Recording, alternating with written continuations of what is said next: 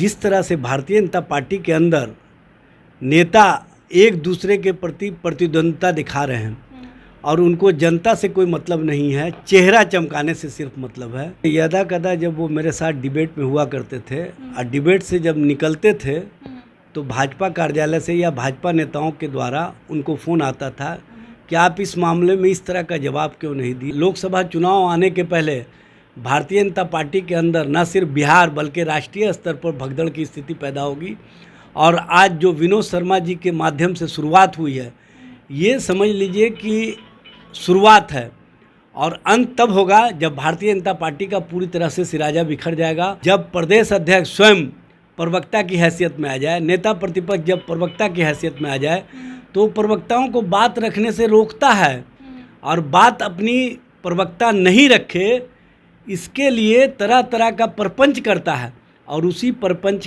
को कहीं ना कहीं भारतीय जनता पार्टी के अंदर देखने को मिल रहा है। मणिपुर की घटना को लेकर के देश के बड़े नेता जो भारतीय जनता पार्टी के हैं वो भी पार्टी के अंदर अपने आप को घुटन महसूस कर रहे हैं। नमस्कार, बहुत स्वागत है आपका लाइव बिहार में। मैं आपके साथ रूपम।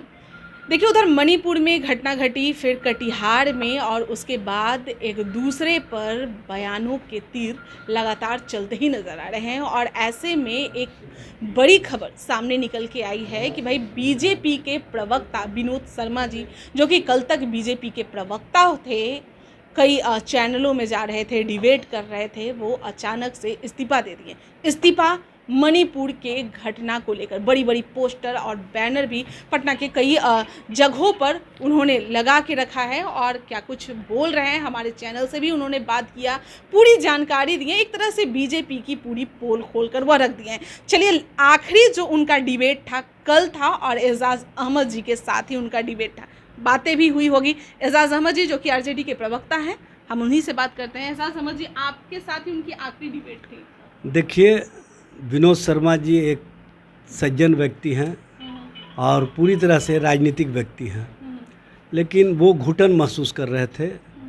वो जब कल डिबेट में आए तो उन्होंने कहा कि एजाज जी, भाजपा के लिए आज मेरा अंतिम डिबेट है और संजोग है कि आपके साथ मैं हूँ।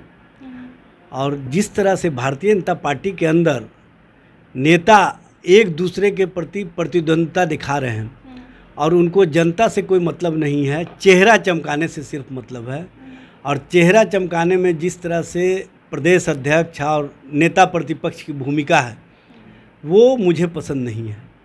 क्योंकि जनता और जनता की बात नेताओं के द्वारा होती है तो अच्छी बात होती है, अच्छे कार्यों की बात होती है, जनहित की बात होती है। लेकिन जब नेता स्वयं प्रवक्ता की हैसियत में आ जाए तो इसका मतलब है कि वो अब संस्कृति पर आ जाएगा, अपनी भाषा भूल जाएगा और समाज पर कहीं ना कहीं प्रहार करना शुरू कर देगा। और इसी तरह का प्रहार वो व्यक्तिगत भी करते हैं जब हम लोग साथ होते हैं तब भी, और समाज के बीच जब आते हैं वो लोगों के बीच कुछ कहने के लिए तो वो भी इसी तरह की भाषा इस्तेमाल करते हैं जो बंद कमरे में भाषा इस्तेमाल किया करते हैं। बताइए कि उन्होंने इस्तीफा दिया, कई ऐसे मुद्दे हैं जिनके बारे में वो कह रहे हैं कि भाई खुले आम तौर पे आप बात नहीं कर सकते हैं, डिबेट में आप अपनी राय नहीं रख सकते हैं, वहाँ पर से ये दिया जाता है। मीडिया पर भी वो आरोप लगा रहे थे कि उन्हें भी यह दिया जाता है, उसके बाद वो बोल पाते हैं, नहीं तो नहीं बोल पाते हैं।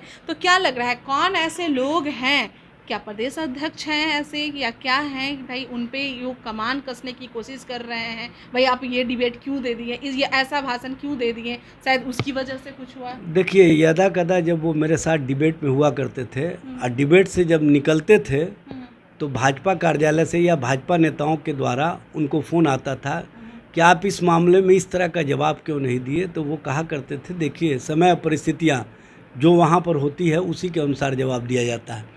आप जो बातें कहते हैं बैठ करके कहना आसान है, लेकिन सामने में बात रखना बहुत मुश्किल होता है, ये समझना चाहिए।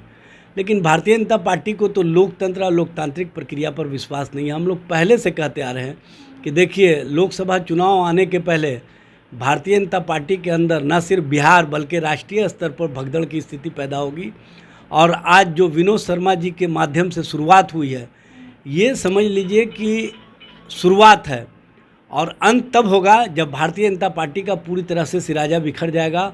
और उसी तरह की स्थिति और परिस्थिति देश में और बिहार में देखने को मिलेगी। जिस तरह से कर्नाटक में चुनाव के समय आपने देखा होगा, भारतीय जनता पार्टी के बड़े से लेकर के छोटे नेता तक भगदड़ की स्थिति में आ गए और भागना शुरू कर दिए। तो वहाँ पर स्थिति और परिस्थितियाँ कमज़ोर होती है, जहाँ पर पार्टी विचारों से अलग हो जाती है, क्या लग रहा जहाँ है पर कि व्यक्तिगत सोच होता है। नए प्रदेश अध्यक्ष जो बने सम्राट चौधरी, क्या उनका दबाव ज़्यादा इन लोगों पर है कि भाई आप ऐसे क्यों कर रहे हैं? देखिए, उनके बहुत से कुछ सुनने को मिल रहा है उनके बातों से ये स्पष्ट नज़र आया, किनके बातों से? विनोद शर्मा जी के, कि वो कह रहे थे कि जिस तरह का वहाँ पर अनुशासन के नाम पर छोटे कार्यकर्ताओं को, पदाधिकारियों को प्रताड़ित किया जाता है, ये पूरी तरह से लोकतांत्रिक प्रक्रिया के विरुद्ध है। और सबसे बड़ी बात यह है कि जब प्रदेश अध्यक्ष स्वयं प्रवक्ता की हैसियत में आ जाए, नेता प्रतिपक्ष जब प्रवक्ता की हैसियत में आ जाए, तो प्रवक्ताओं को बात रखने से रोकता है और बात अपनी प्रवक्ता नहीं रखे, इसके लिए तरह तरह का प्रपंच करता है।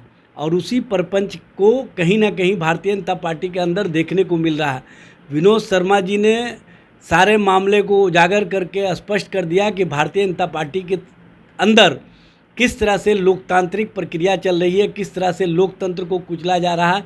जो बातें हम लोग पहले कहा करते थे, वो बात भाजपा के कार्यकर्ता और नेता के माध्यम से सामने आने लगे हैं। समय का इंतज़ार कीजिए। मणिपुर की घटना को लेकर के देश के बड़े नेता जो भारतीय जनता पार्टी के हैं, वो भी पार्टी के अंदर अपने आप को घुटन महसूस कर रहे हैं, क्योंकि अमित शाह और नरेंद्र मोदी का जो अपना कार्यशैली है, वो कार्यशैली लोकतंत्र और लोकतांत्रिक प्रक्रिया के लिए ठीक नहीं है। सिर्फ सत्ता और स्वार्थ के लिए वो कुछ भी करने के लिए तैयार है। चलिए, बहुत बहुत धन्यवाद।